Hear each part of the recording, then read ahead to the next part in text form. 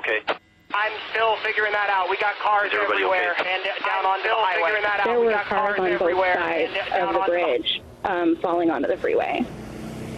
It was supposed to be the inaugural run of a new train service, but it ended in disaster. At least 6 people died when an Amtrak train derailed today in the state of Washington. Almost 80 others from the train and those drivers below caught in the crash were hospitalized. And what we still don't know right now is exactly what happened. Our Jack Fink live for us in downtown Fort Worth to explain the one thing that could have been in place today to prevent this crash. Jack? Well, Ken and Kaylee, a Dallas transportation expert says investigators are now going to be reviewing the train's black boxes to see what was happening moments before the crash. They'll also be testing the engineer to see if drugs or alcohol played any role.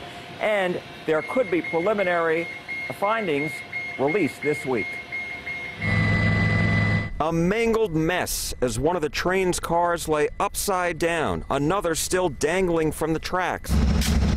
Even so, Wesley Frydock says he's not hesitating to get onto an Amtrak train here in Fort Worth. Sure, I still depend on Amtrak to go where we need to go.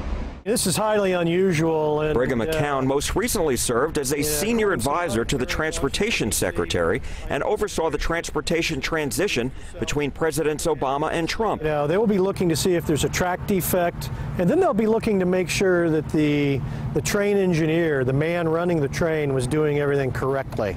McCown says investigators will look to see if the speed limit around 79 miles per hour was too high. The tracks in question are not owned by Amtrak, but Sound Transit, which operates commuter rail in the Seattle area.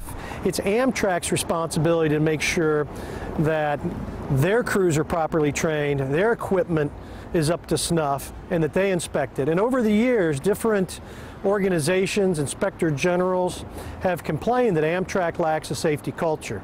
There is technology that can prevent derailments called positive train control, or PTC.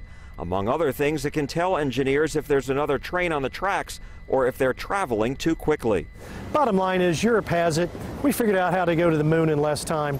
It's complicated, yes, but it's not impossible to do, and it should have been in place today. And Amtrak said today this PTC technology was not on this train.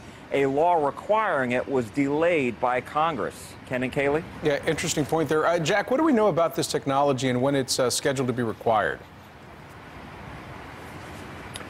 Well, railroads now have until December 31st to put this technology in place. And McCown told me today that during the Bush 43 and Obama administrations, federal regulators did not keep the railroads on required timetables and then ultimately had to give the railroads more time to comply. All right, Jack, thank you very much. We appreciate you.